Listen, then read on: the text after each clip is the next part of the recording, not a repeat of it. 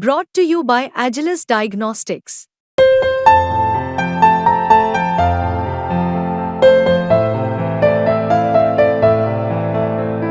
Agilus Diagnostics। नमस्कार, आप देख रहे हैं बिस्तक और मैं हूं आपके साथ ईशा मालवी। इस वीडियो में आज हम बात करेंगे हाइब्रिड कार्स के बारे में। हमने पिछले दिनों ही एक ऐलान यूपी सरकार की तरफ से जो जारी हुआ था उसके बारे में डिस्कशन किया था कि सरकार ने जो है हाइब्रिड कार्स में रजिस्ट्रेशन फीस जो है वो 100% माफ़ कर दी है। लेकिन अब इसको लेकर एक नया पेज सामने आ गया है। जो आपका कस्टमर्स जो सोच रहे थे कि हम हाइब्रिड कार्स की तरफ जाएंगे, उनका अब जो है सरकार ने एकदम से ही उस चीज़ को ख़त्म कर दिया है। और क्या है पूरा मामला, इस वीडियो में हम समझेंगे।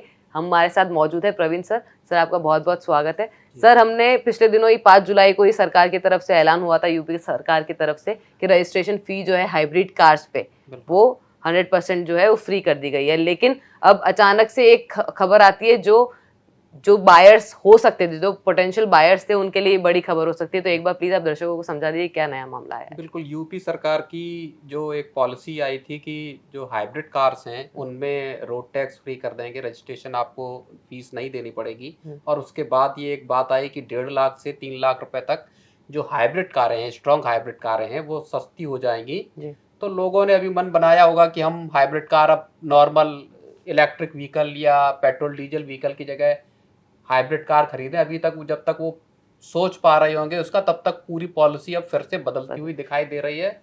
खबरों के हिसाब से जो बात सामने आ रही है वो ये है कि उत्तर प्रदेश सरकार ने जो कार मेकर्स हैं, कार कंपनियां हैं, टाटा, मारुति, टोयोटा, इनको चिट्ठी लिख दी है। और चिट्ठी में लिख के, और चिट्ठी जो उन्होंने लिखी है उसमें उन्होंने बड़ी बात ये कही है कि हर गाड़ी को जो हाइब्रिड कार है उसको ये फायदा नहीं मिलेगा कि आपका रोड टैक्स, आपके रजिस्ट्रेशन फीस बिल्कुल माफ हो गई, आप गाड़ी को वैसे ही ले जाएं।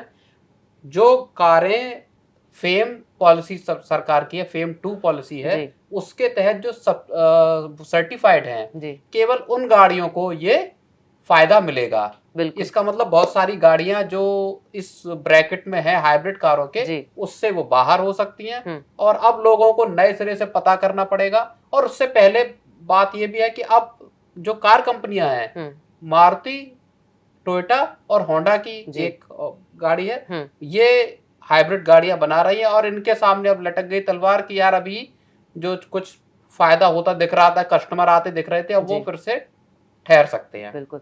तो क्योंकि हमने बात की कि यूपी सरकार ने एक फैसला लिया, लेकिन अब वो वापस लेते हुए नजर आ रहे हैं, क्योंकि उनको केंद्र सरकार की फेम 2 के पॉलिसीज के अकॉर्डिंग ही अब उन गाड़ियों को शामिल करना होगा उत्तर प्रदेश में।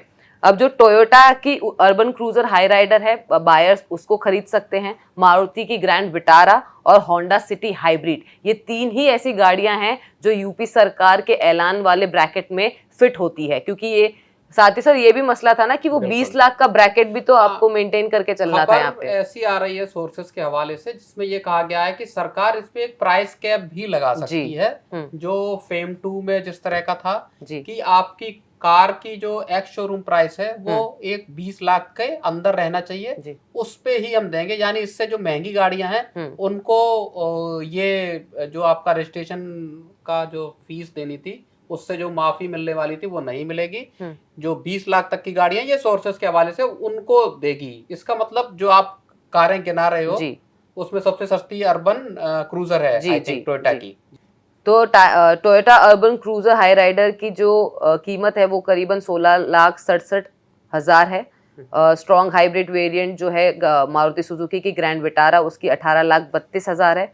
और जो सबसे होंडा की एक कार है सिटी हाइब्रिड, उसकी है 19,04,000 एक्स शोरूम प्राइस है उसकी। तो अब यहाँ पे अहम सवाल ये खड़ा होता है कि अचानक से, क्योंकि अब 5 जुलाई को जब सरकार ने ये ऐलान कर दिया, तो अचानक से ये चिट्ठी कैसे कार कंपनियों तक पहुंच गई? सर, इसको भी एक बार समझा सके अगर आप। बिल्कुल, देखिए, इससे ये बात समझ में आती है कि सरकार और जो मैन्युफैक्चरिंग कंपनियां हैं, पॉलिसी को लेके किस तरह का एक कंफ्यूजन रहता है।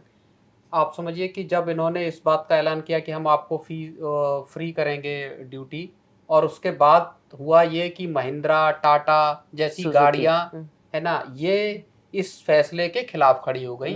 एक बात ये निकल कर आई कि जो स्टेट, कोई एक स्टेट क्या ट्रांसपोर्ट सेक्टर में इस तरह की पॉलिसी बना सकता है जो कि केंद्र की बनाई हुई पॉलिसी से अलग हो? बिल्कुल। क्या इससे कंफ्यूजन क्रिएट नहीं होगा कार कंपनियों में? एक बात ये थी। दूसरी बात ये है कि टाटा हो गया और महिंद्रा एंड महिंद्रा हो गई, ये प्योरली ईवी में है। हाँ जी। ये हाइब्रिड व्हीकल नहीं बनाते। मारुति ईवी की कोई गाड़ी नहीं बनाता, वो हाइब्रिड व्हीकल बनाता है। टोयोटा भी कोई ईवी की प्योर व्हीकल नहीं बनाता। तो अब कंफ्यूजन इस तरह का, दो अलग अलग ग्रुप एक तरह से आमने सामने आ गए कि नहीं साहब कैसे क्या होगा। इसलिए ये बात एक उठी कि अगर आपको करना है हाइब्रिड गाड़ियों को भी अगर आपको बेनिफिट देना है तो उसको सरकार की फेम जो सब्सिडी है उससे आप लिंक कीजिए, ना कि स्टेट कोई एक अलग से अपनी पॉलिसी बना दे हाइब्रिड व्हीकल्स के लिए। तो वो पूरा मैन्युफैक्चरिंग, क्योंकि इससे हो ये सकता था कि टाटा को और महिंद्रा को या और दूसरी गाड़ियों को हाइब्रिड वाले सेक्टर में उतरना पड़ता और ये चीज हो जाती। और प्लस क्या है कि इनकी ये भी एक दलील रही होगी कि मारुति को या टोयोटा को इससे अतिरिक्त फायदे मिल सकते हैं हाइब्रिड व्हीकल में अगर आप इस तरह की छूट देते हैं। और कल को दूसरे स्टेट्स भी अगर देने लगते हैं तो वो पूरा का पूरा जो गेम है कि हमको क्लीन एनर्जी चाहिए, हाइब्रिड में क्या है कि आपका पेट्रोल भी बर्न हो रहा है तो वो एमिशन भी उसमें आ रहा है। तो ये एक बड़ा तर्क है और संभवतः इसी वजह से उत्तर प्रदेश सरकार को ये चिट्ठी लिखनी पड़ी है। बिल्कुल। तो क्योंकि सर आगे अब ये भी हम देखने वाले हैं कि बजट का हफ्ता जो अब शुरू भी हो चुका है ऑलमोस्ट, तो अब हमको ये भी देखना होगा क्या फेम 3 की बात भी हम करें, क्योंकि काफी टाइम से फेम 3 चर्चा में है। तो क्या इस बार जब बजट पेश होगा तो हम ये देख सकते हैं कि हाइब्रिड कारों को लेके भी अलग से कुछ इसमें ऐलान किए जा सकते हैं? ये हो सकता है। बजट जब आएगा तो फेम 3 तो पहले से पेंडिंग है, उसको पहले इलेक्शन के रिजल्ट्स की वजह से रोक दिया गया था फेम 3 को लाने से। अब जब बजट आएगा तो या तो बजट में ही फेम 3 पॉलिसी का पूरा ऐलान हो जाएगा, नहीं तो बजट के तुरंत बाद फेम 3 पॉलिसी का ऐलान हो जाएगा। क्योंकि सारा जो नए व्हीकल्स की परचेज है उस पर कैसे सब्सिडी दी जाए, क्या दिया जाए, एक इंटरिम प्रावधान किया था। अब उसको पूरा फॉर्मलाइज वे में सरकार उस पॉलिसी को ला सकती है और वो बजट में ऐलान हो सकता है। ये महत्वपूर्ण बात होगी अगर सरकार इसमें हाइब्रिड गाड़ियों को शामिल करती है।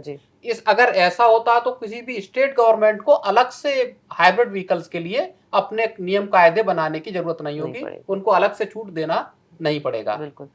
इस वीडियो में हमने आपको बताया कि यूपी सरकार ने जो फैसला लिया था अब उसको लेकर उनको एक चिट्ठी लिखनी पड़ी कार कंपनियों को।